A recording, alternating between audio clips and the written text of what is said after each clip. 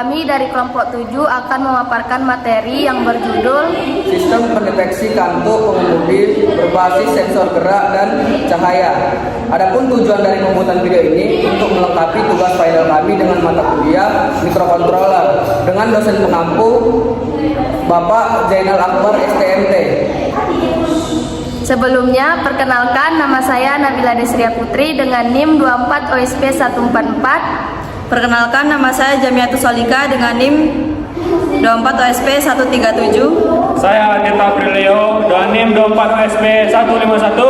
Perkenalkan, nama saya Arif Aditya Maritonga dengan NIM 24 OSP 130. Berikut penjelasan kami. Selamat menyaksikan.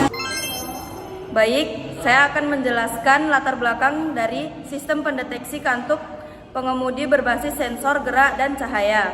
Kecelakaan lalu lintas yang disebabkan oleh pengemudi mengantuk masih menjadi masalah serius di banyak negara.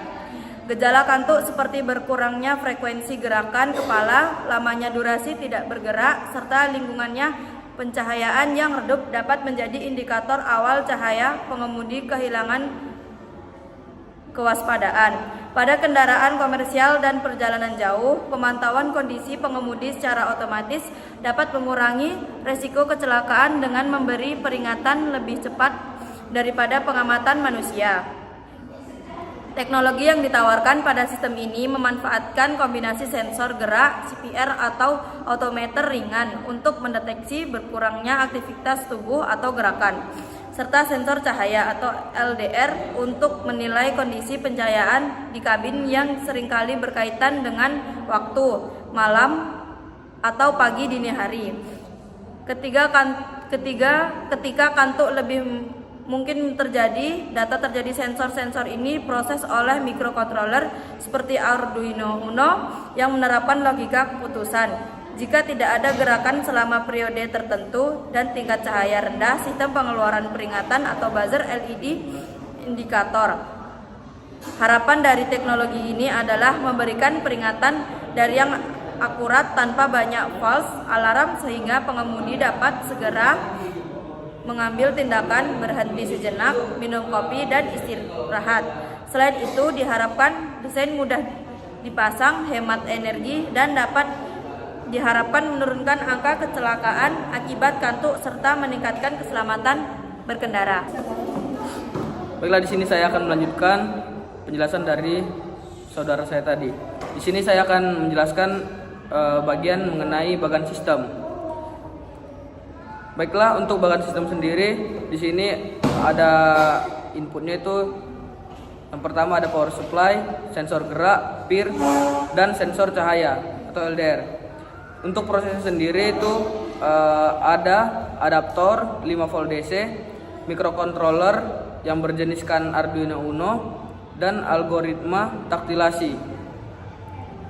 Di sini semua proses yang diinginkan akan terjadi. Setelah itu ada output yang meliputi 220 volt AC, ada LED-nya juga, ada buzzer, dan penyimpanan data. Untuk penyimpanan data itu opsional mau dipakai atau tidak. Untuk penjelasannya sendiri, itu sistem ini terdiri dari sensor gerak atau PIR dan sensor cahaya LDR sebagai input yang mendeteksi aktivitas pengemudi dan kondisi pencahayaan. Kedua sensor mengirim data ke mikrokontroler Arduino Uno sebagai pusat pemrosesan. Arduino Uno menjalankan algoritma untuk menentukan potensi kantuk. Jika tidak ada gerakan selama X detik atau beberapa detik dan pencahayaannya kurang, maka Arduino akan mengaktifkan output berupa buzzer dan LED sebagai peringatan keselamatan. Di sini jika tidak ada gerakan selama beberapa X tersebut, maka buzzer akan berbunyi dan LED akan on. Baik, di sini saya akan menjelaskan bahan-bahan beserta fungsinya atau komponen-komponen yang kami gunakan untuk perancangan alat yang kami buat. Yaitu yang pertama ada mikrokontroler Arduino. Berfungsi sebagai otak sistem, membaca data sensor, menjalankan logika deteksi kontak, kantuk, mengendalikan output, peringatan, dan mengatur timer serta parameter ambung. Yang kedua yaitu ada sensor gerak atau PIR. berfungsi mendeteksi perubahan radiasi infrared akibat gerakan tubuh. PIR mendeteksi pergeseran atau gerakan kepala, digunakan untuk menentukan berkurangnya aktivitas pengemudi sebagai indikasi kantuk. Yang ketiga yaitu ada sensor cahaya atau LDR, berfungsi mengukur intensitas cahaya di kabin dan nilai resistansi berubah sesuai cahaya sehingga sistem dapat menilai kondisi redup yang berhubungan dengan resiko kantuk. Yang keempat yaitu ada buzzer, berfungsi menghasilkan bunyi peringatan yang cukup keras untuk membangunkan atau menarik perhatian pengemudi saat deteksi kantuk terjadi dan dikontrol oleh mikrokontroler. Yang kelima yaitu ada LED indikator. Fungsi LED memberi sinyal visual status atau peringatan atau siaga sehingga apabila pengemudi terdeteksi mengantuk maka LED ini akan menyala guna sebagai output yang diberikan. Yang keenam yaitu ada modul RTC, berfungsi menyediakan pengelolaan interval waktu yang akurat dan benar sehingga nantinya logika deteksi dapat mengandalkan periode waktu yang tepat dan akurat. Yang ketujuh yaitu ada resistor, kapasitor, dan komponen conditioning sinyal, berfungsi menstabilkan dan melindungi sinyal sensor, misalnya pembagi tegangan untuk LDR, wheel down atau up, resistor untuk PIR, mengurangi noise agar pembacaan lebih tepat dan andal. Yang kedelapan yaitu ada breadboard, kabel jumper, dan terminal, berfungsi sebagai media perakitan komponen yang rapi dan menyediakan sambungan antar modul serta memudahkan pengujian dan pemasangan kerangka kendaraan. Dan yang terakhir yaitu ada catu daya 5 volt, berfungsi menyediakan suplai stabil ke mikrokontroler dan sensor. Karakter diperlukan agar konverter diperlukan agar sistem dapat dihubungkan ke acu mobil tanpa merusak komponen elektronik. Baik, selanjutnya saya akan menjelaskan flowchart dari materi tadi. Yang pertama itu kita klik mulai, kemudian ini inisiasi sensor PIR dan LDR, kemudian ada gerakan dan cahaya redup. Ketika ya, dia akan inisiasi sensor PIR dan LDR. Ketika tidak, hitung durasi tidak ada gerakan dan cahaya redup. Setelah itu, ketika 5 detik, kondisi normal ya. Ketika 10 detik, kondisi ngantuk ya.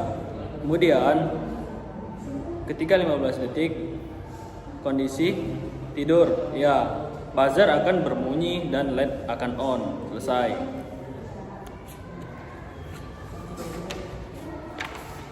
Kemudian berikut penjelasan dari flowchart.